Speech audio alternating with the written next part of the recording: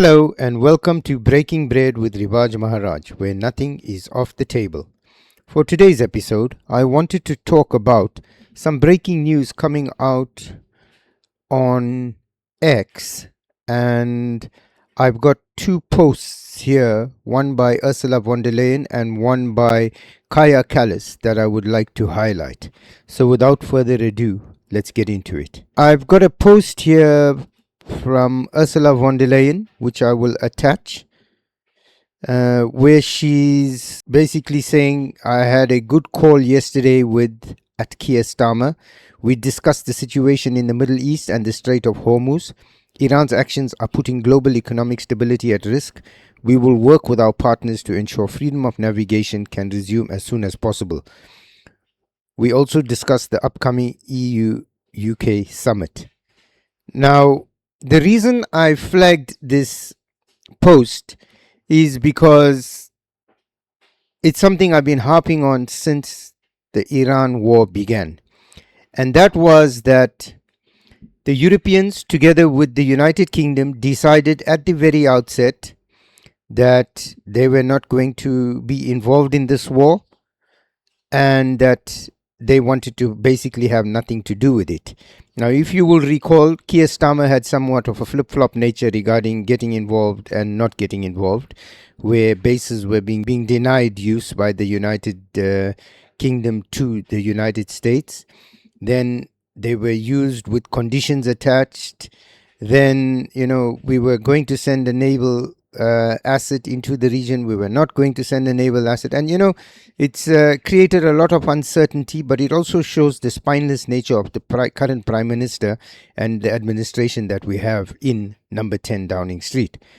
Now, the reason I'm harping on this is because, as I've said in my previous videos, if you recall when Kaja Kallas came out of the meeting of the EU heads saying that there's no appetite for Europe wanting to be involved in this war, I did say that the reason for this is not necessarily that they don't want to get involved, but it's more as I'm going to teach you a lesson, Mr. Donald Trump, because of the manner in which you've been posturing towards the United Kingdom, towards the EU and Europe and our current administrations, the points you raised at Davos, at the Munich conference by Marco Rubio, Donald Trump's remarks at Davos saying that Europe needs to walk back on some of its policies it's implemented in the last 10 years, as well as I believe that the United States is actively seeking to have regime change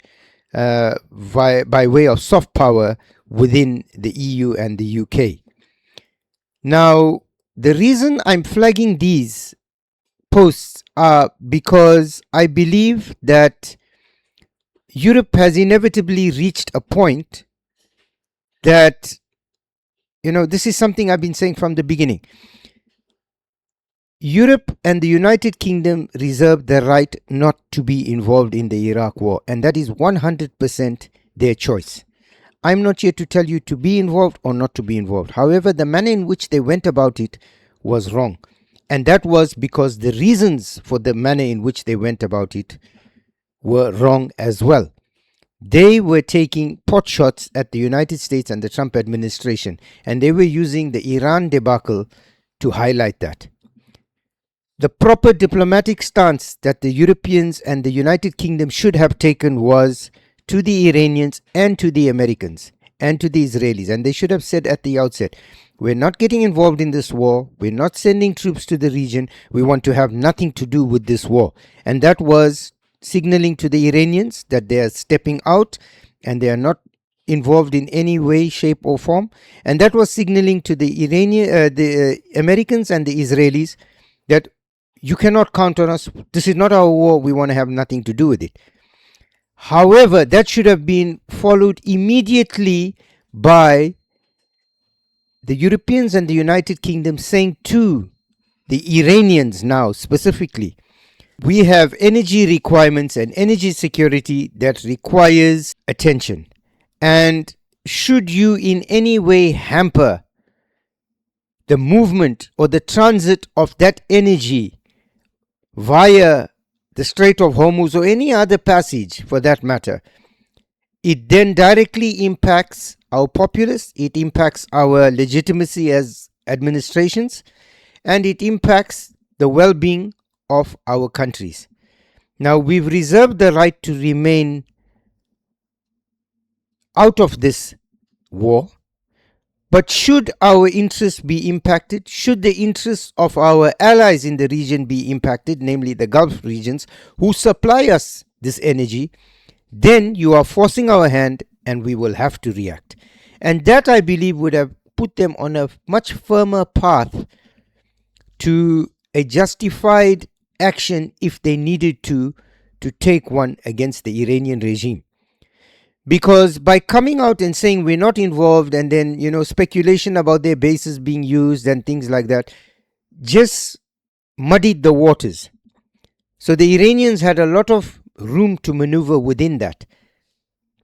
And when you couple that with the fact that this weak, meek stance by the Europeans and the United Kingdom allowed the Iranians then right off the bat to start targeting the energy infrastructure of their allies, as well as hampering the flow of energy to Europe.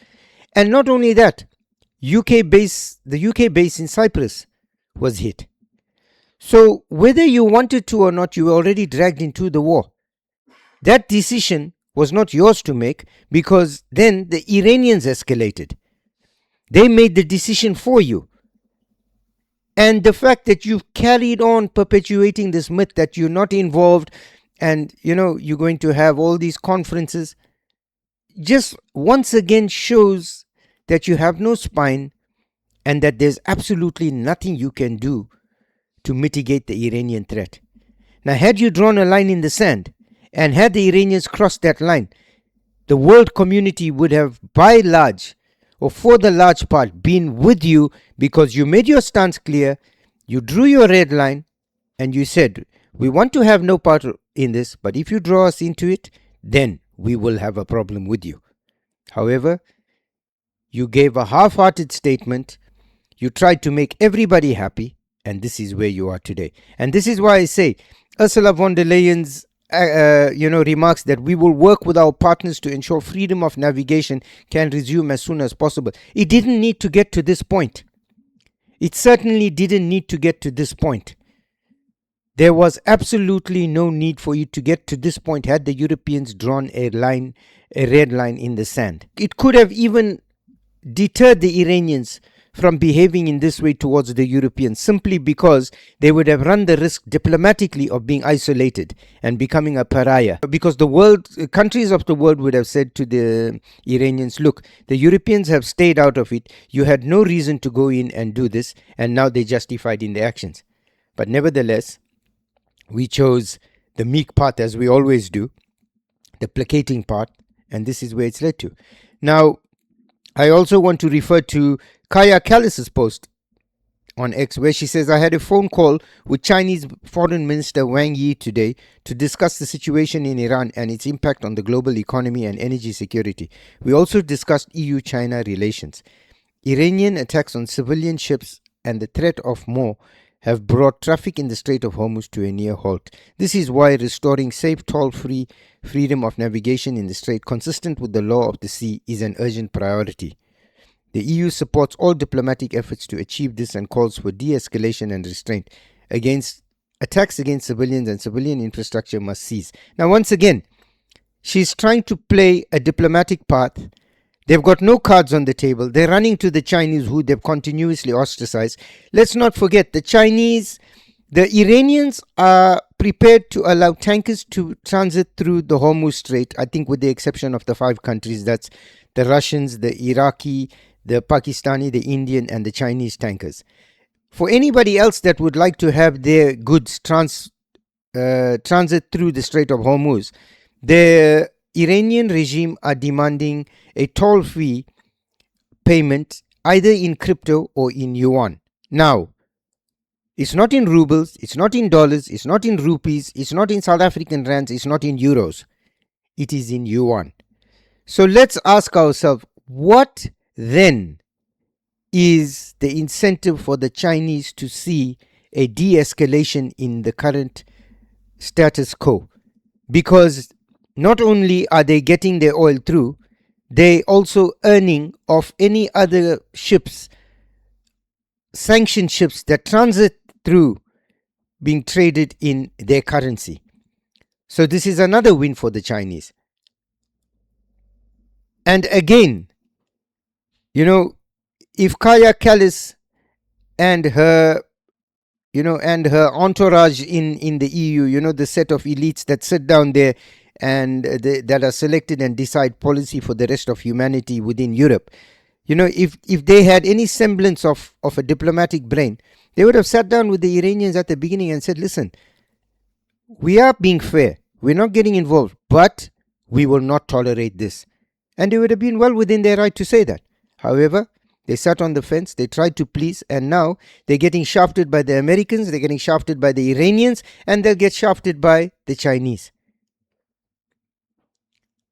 So, I wanted to highlight these two posts because I thought that this situation could have at least been alleviated, and if not alleviated, it would have given the European Union as well as the British justification to then enforce the flow of energy through the Strait of Hormuz into Europe. But now they left straddling the fence and trying to appease everybody, and that's got them nowhere. So I want to thank you for spending time with us. We look forward to seeing you in the next episode. Please remember to like, share, and subscribe, as it helps us with the algorithm and it helps our channel to grow.